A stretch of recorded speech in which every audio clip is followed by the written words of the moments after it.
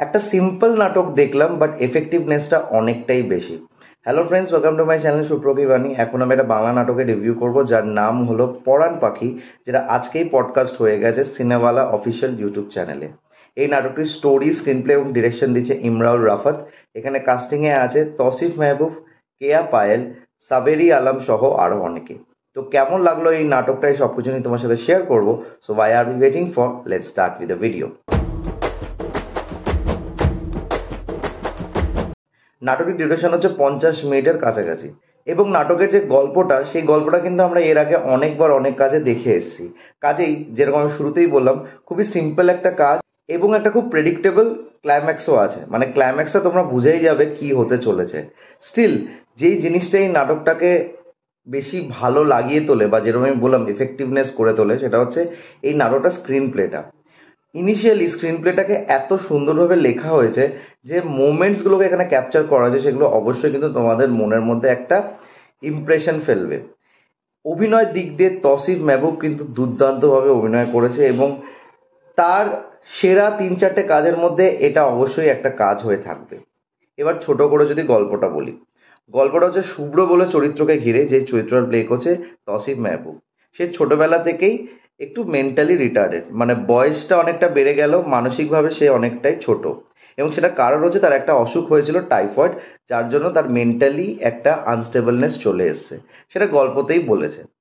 তারপর তার বন্ধুত্ব হয় কেয়া পায়েলের চরিত্রের সাথে, এবং তাদের বন্ধুত্বটা আস্তে আস্তে এতটাই গভীর হয়ে যায় যে একে অপরের জন্য তারা ফিলিংস গ্রো করে ফেলে, এবং সেই ফিলিংসটা কখনোই তারা একে অপরকে শেয়ার করেনি।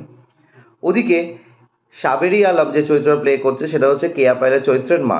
সে চায় যে তার মেয়ে সেটেল হয়ে যাক একটা ভালো পরিবারে, একটা ভালো ছেলের সাথে। সো শুভ্রর যে বন্ধু বা কম্পেনিয়ন হয়েছিল কেয়া পায়েলের চরিত্র, তার সাথে কি তার ভালোবাসার সম্পর্ক গ্রো করে? তারা দুজন কি একসাথে হয়, নাকি something else is written in their destiny? এই সব কিছু বিষয় জানতে গেলে তোমাদের এই নাটকটি দেখতে হবে। যেরকম আমি বললাম, নাটকটির গল্পটা কিন্তু খুব একটা বেশি খটোমটো নয়, এবং খুব সিম্পল ওয়েতে এটাকে প্রেজেন্ট করা হয়েছে। ক্লাইম্যাক্সের দিকে আমার মনে হলো একটু যদি কয়েকটা মিনিটস বাড়িয়ে দিত, তাহলে হয়তো এই কাজটা পুরো পরিপূর্ণ হতো। একটু রাস্ট আমার মনে হলো, কিছু কিছু জায়গায় মনে হলো যেন জাস্ট একটা দেখাতে হবে বলে দেখিয়ে দিয়েছে। একটু রয়ে সয়ে দেখালে হয়তো বেটার হতো। প্রথম 40 মিনিট কিন্তু বেশ এফেক্টিভ।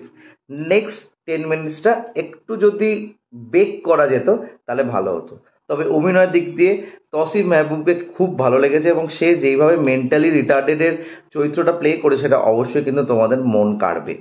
কেয়া পায়েলকেও কিন্তু বেশ ভালো লেগেছে, একটা ম্যাচিওর অ্যাক্টিং করার চেষ্টা করেছে, সেটা কিন্তু খুব সুন্দরভাবে পোর্ট্রে করেছে। এছাড়া সাবেরি আলমের যে চরিত্রটা আছে, তারও কিন্তু অভিনয় বেশ ভালো, এবং তার অভিনয় আমার বরাবরই ভালো লেগে থাকে। মনিরা মিঠুর পরে যদি কোনো কাউকে ভালো লেগে থাকে এই মার চরিত্রের মধ্যে, সেটা হচ্ছে এই মহিলাটির চরিত্র, যে কিন্তু খুব সুন্দরভাবে চরিত্রগুলোর মধ্যে একটা জীবন দিয়ে দেয়, এবং সেই জিনিসটা এই কাজের মধ্যেও আছে। এখানে একটা গান ইউজ করা আছে, যে গানটাও খুব সুন্দরভাবে পিকচারাইজ করা হয়েছে, এবং গানটার মধ্যে একটা অদ্ভুত পেন আছে যেটা তোমরা ফিল করবে।